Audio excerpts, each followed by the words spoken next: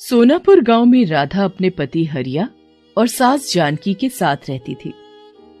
हरिया सब्जी का ठेला लगाता था, उसी कमाई से उनका घर चलता था। राधा एक बहुत ही नेक और समझदार औरत थी। वो घर का सारा काम करती और अपने पति और सास की खूब सेवा करती थी। राधा और हरिया अपने सादे से जीवन में बहुत खुश थे, लेकिन राधा की सास जानकी एक दुष्ट औरत थी। वो राधा के हर काम में कोई ना कोई कमी निकालती और उसे ताना देने का कोई मौका नहीं छोड़ती। पर राधा सब कुछ चुपचाप सुनती और अपना काम करती रहती। वो कभी भी पलटकर जानकी को जवाब नहीं देती थी। इसी तरह उनके दिन बीत रहे थे। एक दिन राधा ने खाना परोसा तो उसकी सास बोली, अरे राधा, कितने दिन हो गए, तुझे अभी तक खाना बनाना नहीं आया? ये क्या बेस्वाद खाना मेरे आगे रख दिया है? क्या हुआ माँ जी? होना क्या है, मेरी तो किस्मत ही फूट गई जो अपने बेटे के लिए तुझ जैसी निकम्मी बहू ले आई। तुझे तो खाना तक बनाना नहीं आता। ये कहते कहते जानकी खाना छोड़कर चली गई। इसी तरह वो आए दिन हर काम पर राधा को कोई ना कोई ताना देती रहती। हरिया खूब मेहनत करके सब्जी लाता और दिन भर उसे बेचने के बाद शाम को जब थका हारा घर आता तो उसकी माँ जानकी राधा की बुराइयां लेकर बैठ जाती। बेटा, तू तो सारा दिन घर से बाहर मेहनत करता है। तुझे क्या पता, तेरी बीवी तो मुझे ठीक से 2 वक्त का खाना भी नहीं देती। अरे माँ, क्यों गुस्सा होती हो? मैं उसे समझा दूंगा।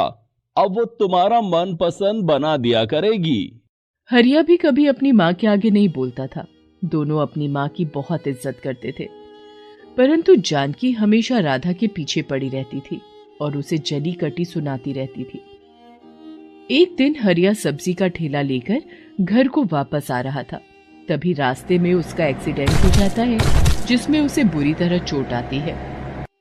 कुछ राहगीर उसे उठाकर अस्पताल ले जाते हैं और उसके घर पर खबर पहुंचा देते हैं।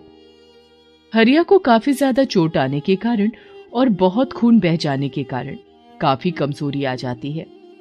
डॉक्टर राधा को समझाते हैं, देखिए, इनकी हालत ठीक होते होते काफी समय लग जाएगा, क्योंकि इनकी एक टांग पर गहरी चोट आई है, जिस वजह से कुछ महीनों तक इन्हें आराम ही करना होगा। यदि आराम नहीं किया गया तो ये जीवन भर शायद चल ना पाए। जी डॉक्टर साहब, मैं इनका पूरा ध्यान रखूंगी। राधा हरिया को लेकर घर आ जाती है। अब राधा पर बहुत काम आ जाता है। उसे घर के साथ साथ हरिया का भी पूरा ध्यान रखना था। उसका हर छोटा बड़ा काम उसे करना पड़ता था। हरिया के इलाज पर वो सारा पैसा खर्च हो गया जो राधा ने जोड़ कर रखा था। अब तो घर में राशन के लिए भी पैसे नहीं थे। राधा को बहुत चिंता हो रही थी कि राशन कहां से आएगा। जानकी भी उसे ताने मारती रहती थी। अरे मनहूस, तूने तो अपने पति को अपाहिज बनाकर बिस्तर पर लिटा दिया। अब इस बुढ़ापे में क्या मैं राशन का इंतजाम करने जाऊंगी? तू तो जवान है, कुछ काम क्यों नहीं करती? राधा जानकी की ऐसी बातें सुनकर बहुत दुखी और चिंतित होती थी। वो कुछ काम नहीं जानती थी जिससे कि पैसा कमाया जा सके। हे भगवान, ये कैसी परीक्षा की घड़ी में तूने मुझे डाल दिया है।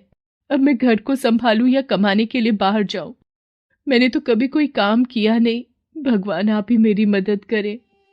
राधा स्वभाव की बहुत अच्छी थी। इसी कारण पड़ोस के लोगों ने उसकी काफी मदद की, जिससे कि अब तक उसका गुजारा चल रहा था। परंतु अब केवल 2 दिन का ही राशन बचा था। राधा चिंतित हो रही थी और घर के बाहर मुंडेर पर गहरी सोच में बैठी थी। तभी वहां एक साधु बाबा आते हैं। बेटी, क्या इस भूखे साधु को कुछ खाने को मिलेगा?